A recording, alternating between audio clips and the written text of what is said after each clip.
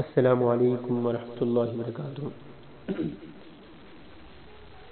بسم اللہ الرحمن الرحیم۔ آج بیسک تجوید کورس کا 20واں سبق ہے اور آج ہم سورۃ علق کا دوسرا حصہ پڑھیں گے اور اس کی ترجمہ اور اس کی مختصر تفسیر۔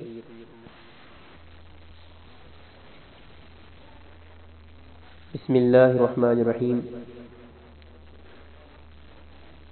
ارأیت ان کان علی الہدی او امر بالتقوی، بھلا بتلاؤ کہ اگر وہ نماز پڑھنے والا ہدایت پر ہو، او امر بالتقوی تو کیا اسے روکنا گمراہی نہیں؟ ارأیت ان کذب وتولی، بھلا بتلاؤ کہ اگر وہ روکنے والا حق کو جھٹلاتا ہو اور منہ موڑتا ہو۔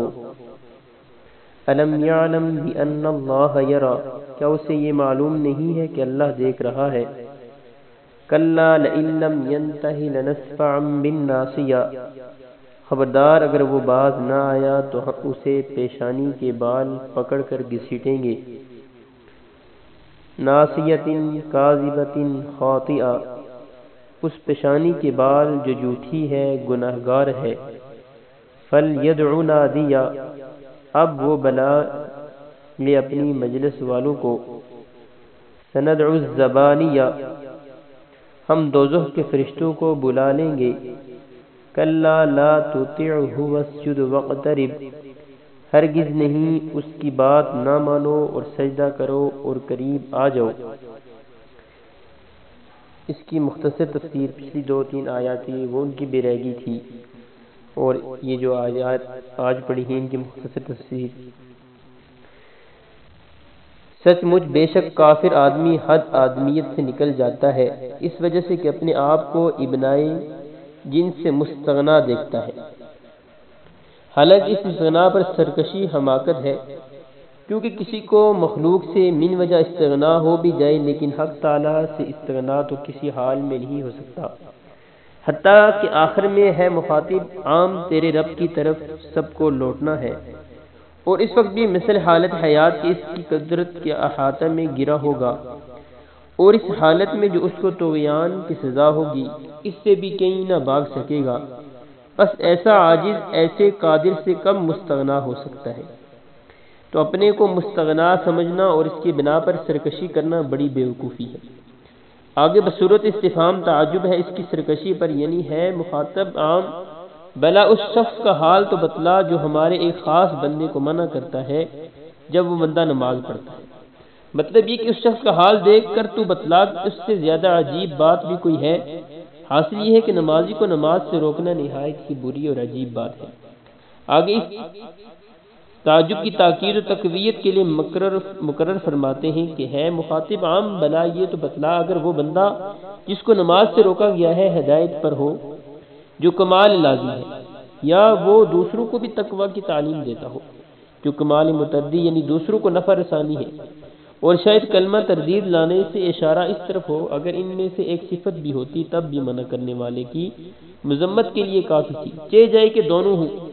اور اے مخاطب عام، بلا یہ تو بتلا اگر وہ شخص منع کرنے والا دین حق کو جھٹلاتا ہو اور دین حق سے روگردانی کرتا ہو، یعنی نہ عقیدہ رکھتا ہو اور نہ عمل، یعنی اول تو یہ دیکھو کہ نماز سے منع کرنا کتنا ہی برا، پھر بالخصوص یہ دیکھو کہ جب منع کرنے والا گمراہ اور جس کو منع کر رہا ہے وہ ہدایت کا اعلیٰ نمونہ ہے، تو یہ کتنی عجیب بات ہے۔ آگے اس سے منع کرنے پر اس کی وعید یہ ہے کہ اس شخص کو یہ خبر نہیں کہ اللہ تعالیٰ اس کی سرکشی اور اس سے پیدا ہونے والے اعمال کو دیکھ رہا ہے اور اس پر سزا دے گا۔ آگے اس پر زجر ہے، یعنی اس کو ہرگز ایسا نہیں کرنا چاہیے۔ اگر یہ شخص اپنی اس حرکت سے باز نہ آئے گا تو ہم اس کو پھٹے پکڑ کر جو دوزخ اور خاطہ میں آلود پھٹے ہیں جہنم کی طرف گھسیٹیں گے۔ ناسی اثر کے اگلے بالوں کو کہا جاتا ہے جن کو اردو میں پھٹے بولتے ہیں۔ اس کی صفت میں کاذبہ خاطیہ مجازن فرمایا، اور اس کو جو اپنے مجمع پر گمنڈ ہے اور ہمارے پیغمبر کو دمکاتا ہے تو یہ اپنی مجلس والوں کو بلا لے، اگر اس نے ایسا کیا تو ہم بھی دوزخ کے پیادوں کو بلا لیں گے، کیونکہ اس نے نہیں بلایا اس لیے اللہ نے ان فرشتوں کو بھی نہیں بلایا۔ آگے پھر زیارت زجر کے لیے اس کو تنبیہ ہے کہ اس کو ہرگز ایسا نہیں کرنا چاہیے، مگر آپ اس نالائق کی ان حرکتوں کی کچھ پرواہ نہ کیجیے اور اس کا کہنا نہ مانیے جیسا اب تک بھی نہیں مانا، اور بدستور نماز پڑھتے رہیے اور خدا کا قرب حاصل کرتے رہیے۔ اس میں ایک لطیف وعدہ ہے کہ اللہ تعالیٰ آپ کو ان لوگوں کے ضرر سے محفوظ رکھے گا، کیونکہ نماز سے قرب ہوتا ہے اور قرب موجب عظمت ہے۔ بس ایسے امور کی طرف ذرا التفات نہ کیجیے اور اپنے کام میں لگے رہیے۔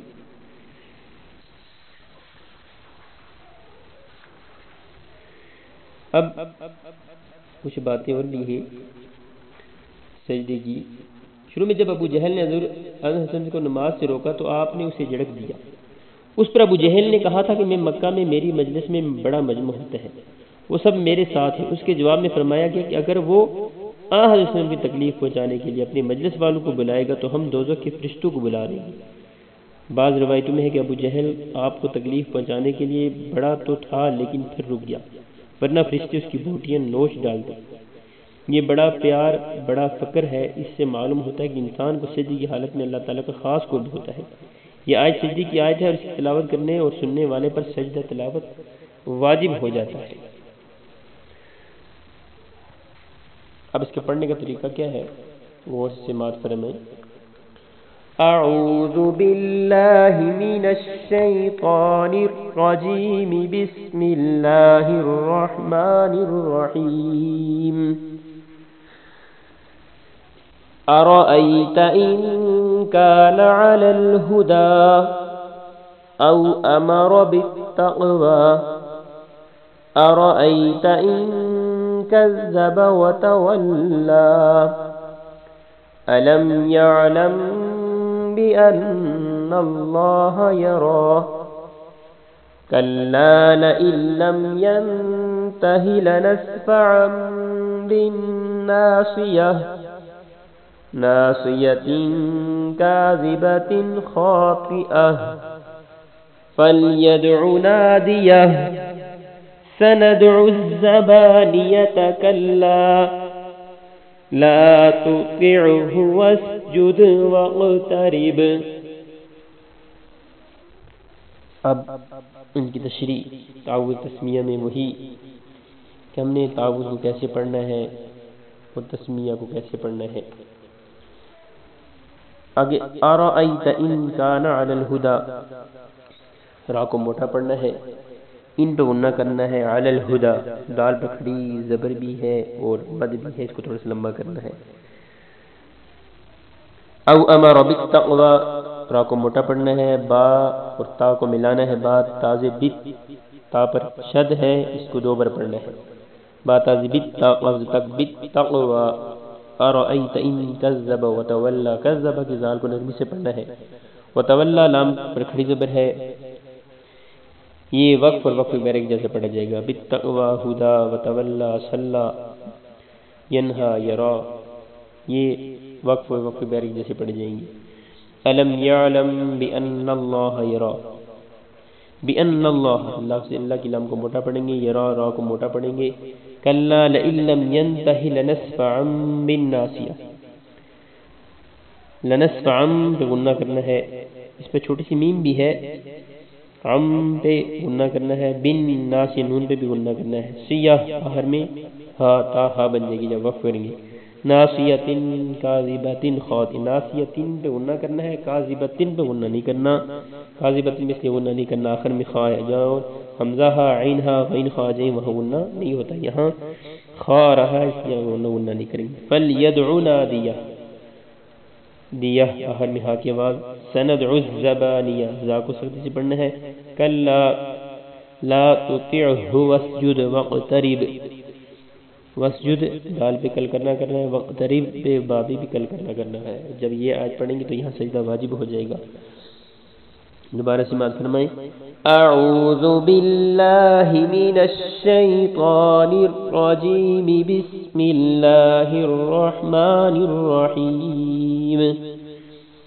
ارأیت ان کان علی الہدی او امر بالتقوی، ارأیت ان کذب وتولی، ألم يعلم بأن الله يرى كلا لئن لم ينته لنسفعا بالناصية ناصية كاذبة خاطئة فليدع ناديه سندع الزبانية كلا لا تطعه واسجد واقترب صدق الله العظيم.